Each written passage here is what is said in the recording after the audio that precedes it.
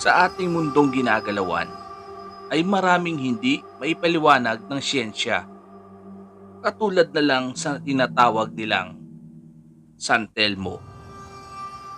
Paano kung isang araw bigla mo na lang itong makasalubong sa daan? Makakaya mo bang harapin ito? O kakaripas ka na lang ng takbo ng dahil sa takot?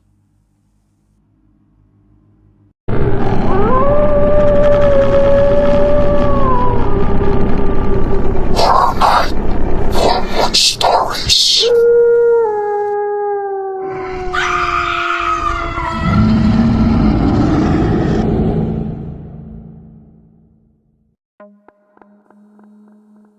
Ang San Telmo ay isang bolang apoy na maliit, ngunit habang tumatagal ay lumalaki ito at nangangalit na gustong sunugin ang buo mong katawan.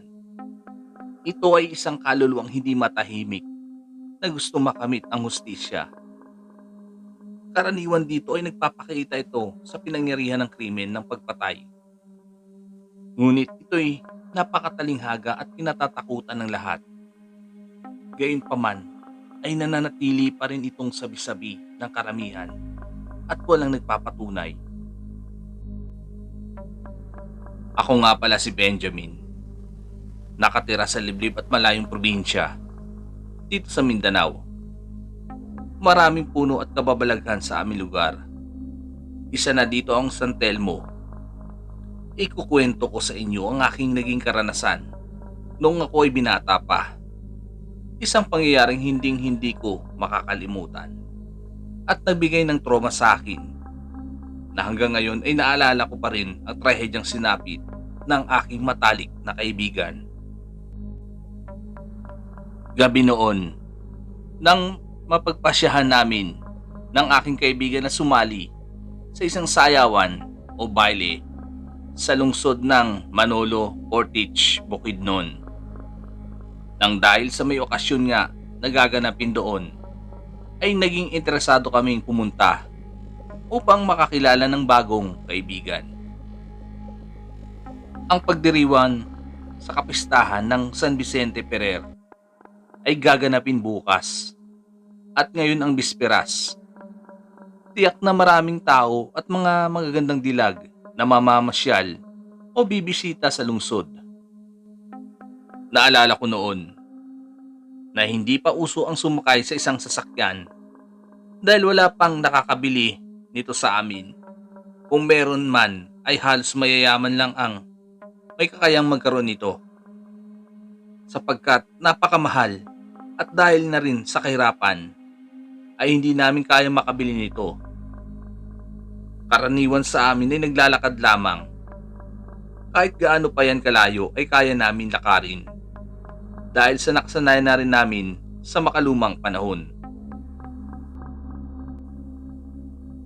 Dapat pala ay kaninang hapon pa tayo umalis. Kasabay ng mga magtutungo sa lungsod. Tignan mo ngayon, napakadilim na ng paligid.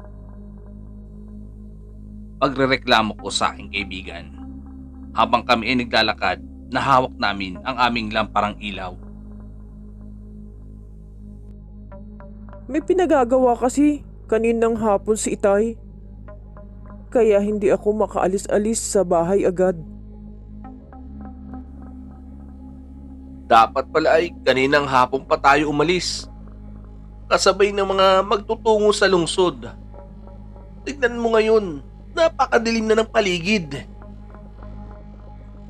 Teka, wag mong sabihin natatakot ka, Ben. Ako? Matatakot? Hindi ah. Malayo-layo na rin ang aming nilakad. Ngunit hindi pa rin kami makarating sa aming patutunguhan.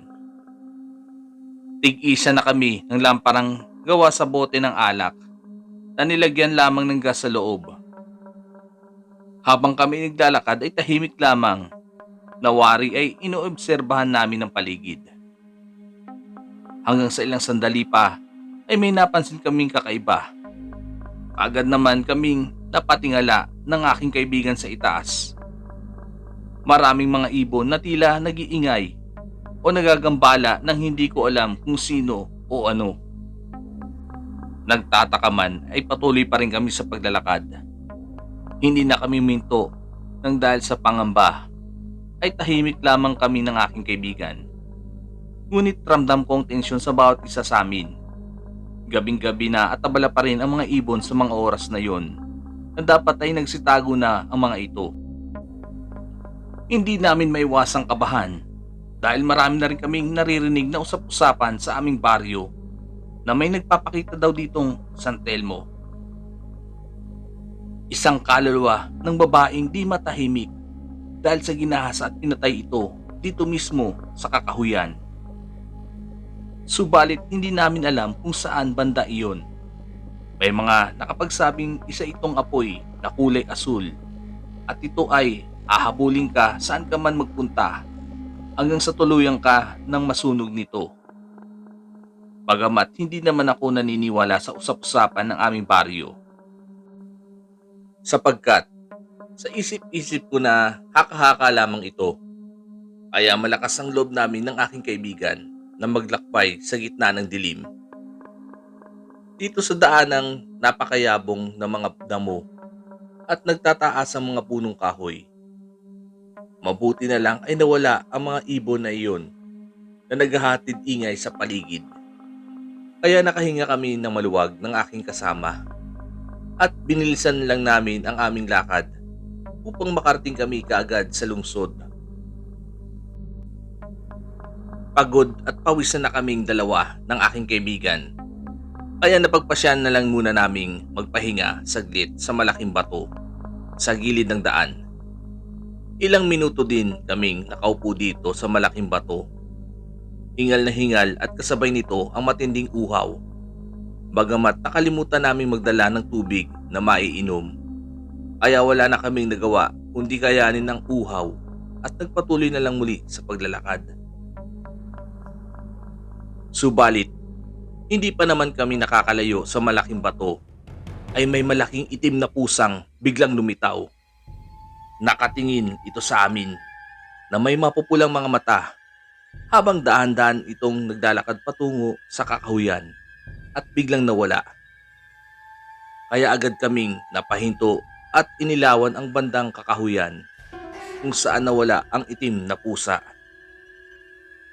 Hindi maaaring mawala ito kagad at hindi naman kami namamalikmata lamang dahil kitang-kita mismo ng aming mga mata ito. Bigla tuloy akong kinilabutan dahil sa tanang buhay ko ngayon lamang ako nakakita ng ganoong kalaking pusa. Akala ko pa nga noong una ay isang asong itim. Ngunit nang humarap ito ay tsaka lamang naming napagtanto na isa pala itong pusa na may nakakatakot na mukha. Pare, bumalik na lang kaya tayo. Mukhang may di magandang mangyayari. Paano kung totoo ang sabi-sabi ng ating mga kababaryo? Naihibang ka na ba, pare? Napakalayo na natin sa baryo. Napakamatatakutin mo naman. Pusa nga lang yun. Natatakot ka na. Singhal niya sa akin. Nawari na iirita dahil sa aking kakulitan. Kanina pa kasi ako di mapalagay. Malakas ang kutob kong may hindi magandang mangyayari. O Diyos ko, parang awa niyo na po. Gabayan niyo po kami sa aming lakad ngayong gabi. Naku, walang katotohanan yun, Ben. Saka, huwag kang magpapaniwala sa mga haka-haka na yun. Ngayon pa ba tayo uuwi? Na malapit na tayo. Napapailing na lamang ako sa katigasan ng ulo nito at sa kanyang titinuran. Kahit man ako'y nagdadalawang isip, ay sumunod na lamang ako kay Ricardo. Tama nga naman ang aking kaibigan. Malayo na kami sa aming baryo. Kaya wala na akong nagawa kundi samahan ito at ipagpatuloy na lamang ang paglalakad at baybayin ang madilim na daan. Kahit labag man ito sa aking kalooban, itinuloy pa rin namin ang aming paglalakad hanggang sa nakita na muli namin ang pusang itim na kanina lang ay tumawid sa daan. Nasa gitna na ito ngayon ng daanan na tila naghihintay sa amin. Ngunit maamo na ang mukha nito na nakatitig lamang sa direksyon namin ng aking kaibigan. Kinakabahan ako at pinagpapawisan ng malamig. Subalit itong si Ricardo naman ay hindi man lang nakakaramdam ng takot. Saan naman kaya ito humugot ng katapangan? Hindi na lang kami kumibo at dinaanan na lang namin ng pusa. Ang lakas ng pintig ng aking puso. May kasabihan kasi sa amin na kung makakakita ka daw ng pusang itim, ay mamalasin ka o di kaya ay aswang ito na nagkatwang pusa upang linlangin ang kanilang magiging biktima. Mabuti na lang ay hindi ito aswang, kundi kakaripas talaga ako ng takbo. Ano naman kaya ang ginagawa ng pusang iyon dito sa daan na napakatahimik at madilim? Bahagya ako napalingon sa likuran kung saan nandoon ang pusa. Nang bigla kong nasulyapan itong nakangisi na nakatingin sa amin. Wari ay isang may taong balak ng masama. Mas lalo akong kinilabutan at nanindig lahat ng balahibo ko sa katawan. Namamalikmata nga lang ba ako dahil sa takot o ito'y sinyalis upang kami ay di na tumuloy? Malalim akong napapaisip na hindi ko napapansin ang mga sinasabi ng aking kaibigan. Samantalang lumalalim na ang gabi. Ang tansya ko noon ay mag-aalas 12 na, kaya mas binilisan pa namin ang aming lakad. Gayunpaman ay hindi ko na lang sinabi sa aking kasama ang nakita ko tungkol sa pusa. Tiyak na di rin naman ito maniniwala. Gayunpaman ay malapit na rin kami sa lungsod. Kaya kahit naghahalong takot at kaba ng aking nararamdaman ay inisip ko na lang na maging positibo. Bagamat malayo pa lang kami sa malaking puno ng mangga na nasa gilid lang ng daan, ay tila may naaninag kaming maliit na liwanag. Kaya napangiti kami ng aking kaibigan at nagpapasalamat dahil sa wakas may tao. Medyo nabawas-bawasan ang aking pangamba. Pare, mukhang may tao. Oo nga pre, magmadali ka at puntahan na natin. Habang papalapit kami sa lumang puno ng mangga, ay gayon na lamang ang aming pagkabigla. Ang daan-dahang lumaki ang liwanag, kaya bagya kaming napahinto at sa di inaasahan ay papalapit naman sa aming kinaroroonan ang malaking liwanag. Nang makita na namin ito ng malapitan, ay nawala ang aming tuwa na napalitan ng takot at pagkagulat nang dahil totoo pala ang kwento o haka-haka ng mga mamamayan sa aming baryo. Sa takot ay tila natuod kami sa aming kinatatayuan at nanlaki ang aming mga mata na nakaharap sa malaking bola ng apoy. Hindi ako halos makagalaw. Ngunit naging alisto pa rin ako. Hindi ko alam kung ano ang aking gagawin. Ang nasa isip ko lamang ngayon ay tumakbo ng napakabilis.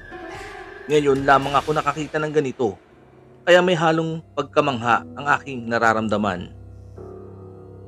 Kahit man ako'y takot na takot at kahit na ako ay nangangamba sa aking buhay, bagamat pinilit ko pa rin makatakbo ng mabilis kasabay ng paghawak ko sa bisig ni Ricardo upang hilahin ito, sapagkat tila wala itong balak na umalis sa aming kinatatayuan. Saka lamang siya nakapag-react. Nang kinaladkad ko siya, mabilis kami nang tumakbo. Hindi na namin alintana ang dilim sa paligid at ng mga matutulis na damo sa aming dinadaanan. Habang wala na kaming ilaw na dala-dala dahil naiwan namin ito doon, Walang kalingon-lingon kami sa aming likuran sapagkat nararamdaman kong nakasunod pa rin ang malaking apoy sa amin. Bilisan mo na, Ricardo! Malapit na sa atin ang San Telmo! Pasigaw kong wika sa aking kaibigan dahil napakabagal nitong tumakbo. Ang taba naman kasi nito at siguro ay nabibigatan nito sa kanyang katawan. Samantalang mabilis din ang galaw ng San Telmo na humahabol sa amin. Pagod at pawisan na kami dahil sa pagtakbo.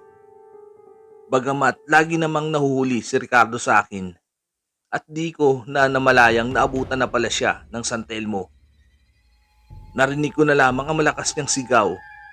Tila ito'y nasasaktan habang humihingi ng tulong. Ben!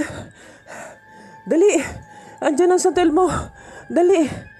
Andyan na sa likod ko! Ben! Tulong! Tulong! Aray! Aray, Ben! Tulong!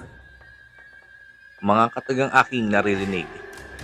Kaya bahagya akong napalingon sa aking bandang likuran.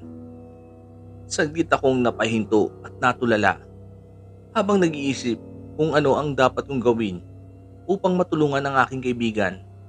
Subalit wala akong nagawa kundi ang umiyak.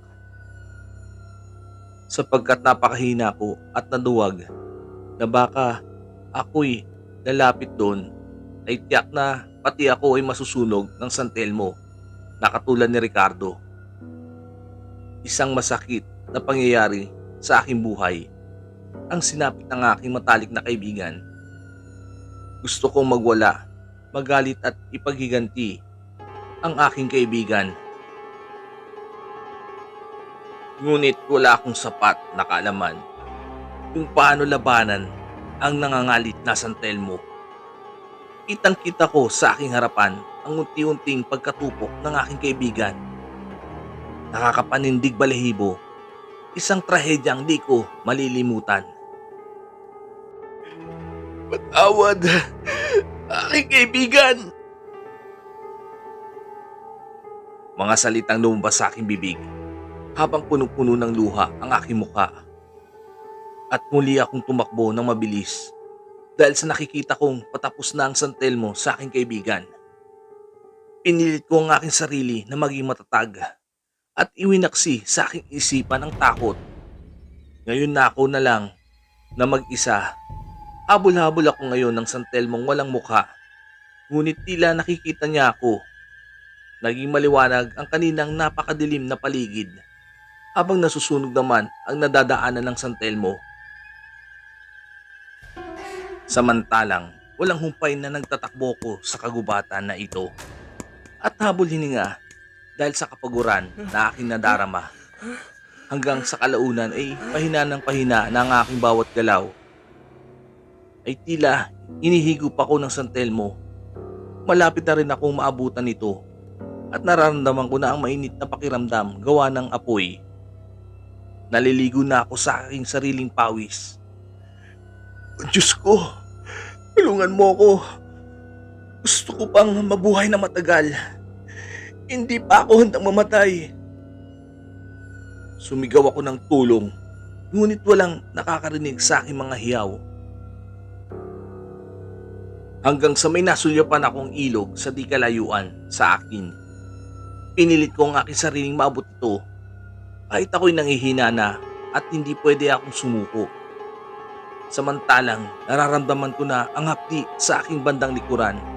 Nawari ay nasusunog ako. Bagamat patuloy pa rin ako sa pagtakbo kahit hindi na ako gaanong kabilis. Sobrang hinang-hina na ang aking katawan. Nang marating ko ang ilog, bahagya akong napangiti at walang pagdadalawang isip na kagad akong tumalon dito. Nagbabaka sakaling mailigtas ako ng ilog na ito. Dahil ito na lang ang tanging paraan upang ako'y mabuhay. Hanggang sa nawalan ako ng malay at nagising na lamang akong puting-puti na ang aking paligid. Akala ko ay nasa langit na ako. Nagbalik lamang ako sa aking sarili nang may marinig akong boses sa aking tabi na umiiyak sa tuwa dahil sa nagising na ako at mahigpit nila akong niyakap. Si Itay naman ay di nagsasalita pero ramdam ko ang pag-aalala niya sa akin. Sambit kong napahagulgol sa iyak dahil di ako makapaniwalang nabuhay ako. Sa pangalawang pagkakataon, may awa pa rin ang Panginoon sa akin. Hindi niya ako pinabayaan. Anak, gising ka na? Salamat sa Diyos! Nilo! Dali! Halika dito! Gising na ang anak natin! Salamat naman anak. Alam mo bang, 2 araw ka ng tulog? Salamat sa Diyos at gising ka na.